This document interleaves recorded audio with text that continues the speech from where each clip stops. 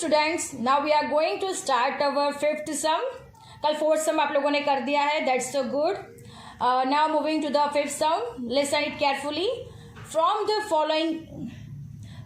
Following information of heights of the husband and wife, calculate the rank correlation coefficient between their heights. Right, this is your question.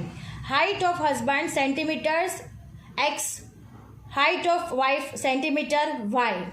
Right, यहाँ पे x और y दिया गया है. इसका meaning क्या है कि हमें rx और ry फाइंड करना होगा. अंडरस्टैंड. अब हम हाइट ऑफ हस्बैंड देखते हैं.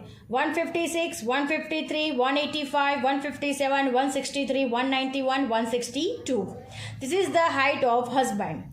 And height of wife 154, 148, 162, 157, 162, 170, 154. Now understand.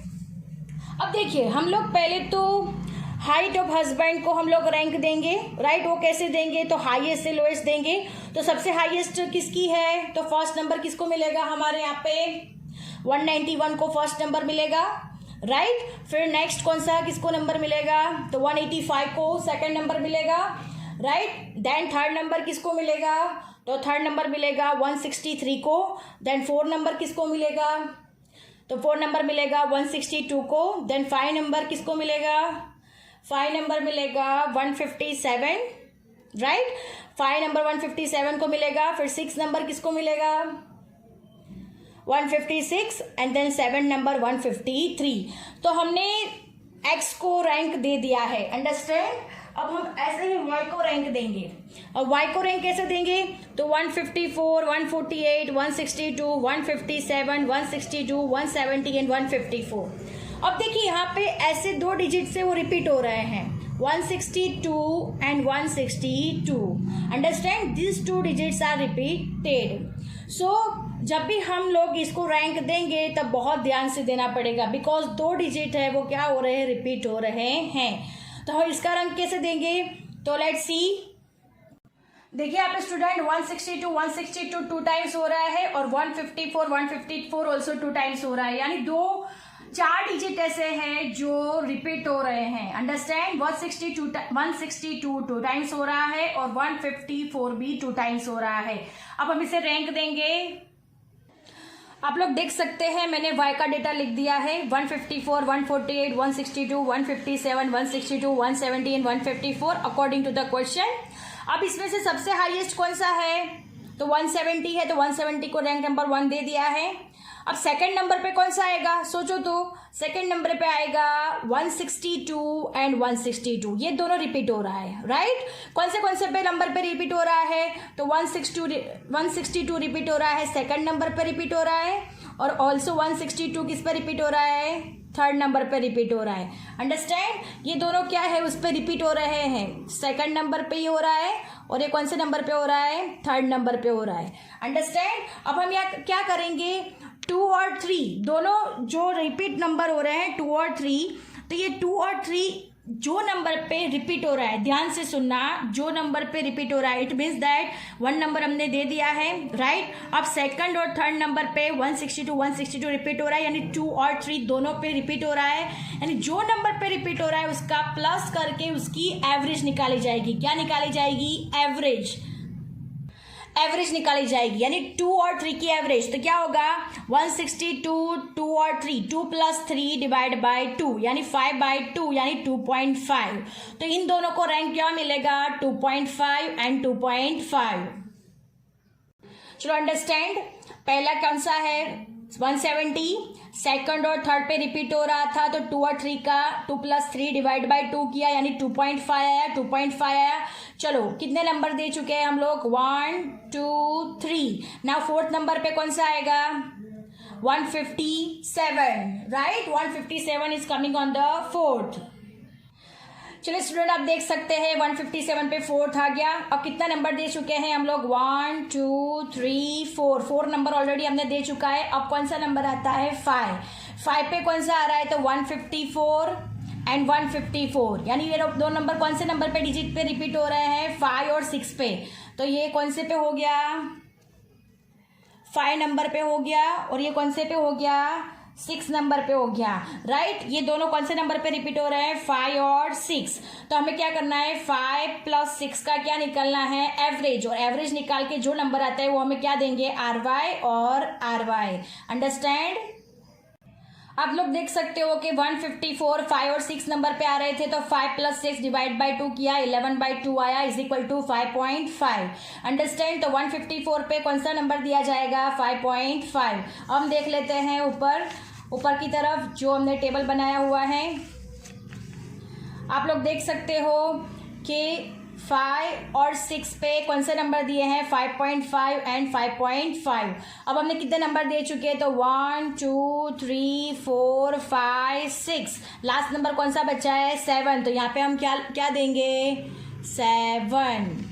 Understand. ऐसे हम लोग क्या करेंगे, RY देंगे। जब भी रिपीटेड फ्रीक्वेंसी होगा तब हम लोग इस तरह से रैंक वाई हम लोग देंगे।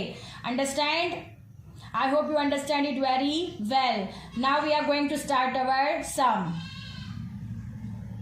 Look at here student. यहाँ पे कौन सा फॉर्मूला यूज होगा, तो यहाँ पे फॉर्मूला यूज होगा formula number 8। R is equal to 1 - 6 sigma d square plus CF divide by n square minus 1 when some of the observation are repeated। हमने देखा कि x में कोई ऑब्जर्वेशन रिपीटेड नहीं है, बट y में ऑब्जर्वेशन रिपीटेड थे। That's why we are taking this formula. Understand why we are taking this formula, because when some of the observation are repeated। अब देखो d is equal to rank x minus rank y, यानी rx minus ry same वैसे ही मिलेगा, बराबर है। फिर d का square करेंगे, हमें लोग को सेम वैसे ही d स्क्वायर मिल जाएगा। बट CF कैसे फाइंड करना है, तो पहले तो मैं आपको CF का मीनिंग बताती हूँ, right. What is the meaning of CF? तो CF का मीनिंग है करेक्शन फैक्टर, राइट। हियर लिखा हुआ है, देखिए, CF is equal to correction factors is equal to sigma m³ minus m divide by 12। This formula से हमें क्या मिलेगा, CF मिलेगा। अब m का मीनिंग क्या है, तो number of the times n observation is repeated, यानी जितनी दफा हमारे नंबर्स रिपीटेड हो रहे हैं वो m की जगह पे लेना है। अगर 2 टाइम्स हो रहे हैं तो 2³ माइनस 2 डिवाइड बाई 12। अगर 3 टाइम्स रिपीटेड हो रहा है तो 3³ माइनस 3 डिवाइड बाई 12। यानी जितनी दफा रिपीटेड हो रहे होंगे उतने का क्यूब करना है, उसमें से उतना ही डिजिट माइनस करनी है और डिवाइड बाई 12 लेना है। अंडरस्टैंड। चलो, आपको पता चल गया फॉर्मूला में। तो अब हम सम स्टार्ट करेंगे। सबको स्टार्ट करेंगे। देखिए यहाँ पे x और y लिखा हुआ है, आप देख सकते हो x और y लिखा हुआ है, राइट। तो x में 156 153 185 157 163 191 162, और वैसे ही y में भी जो डिजिट है अकॉर्डिंग टू द क्वेश्चन हमने लिख दी है। अब हम rx देंगे और ry देंगे, राइट। अब rx कैसे देना है, तो सबसे हाईएस्ट नंबर को 1 नंबर, उससे लोएस्ट को 2nd, उससे लोएस्ट को 3rd, उससे लोएस्ट को 4 5 6 7 according to the digit, right.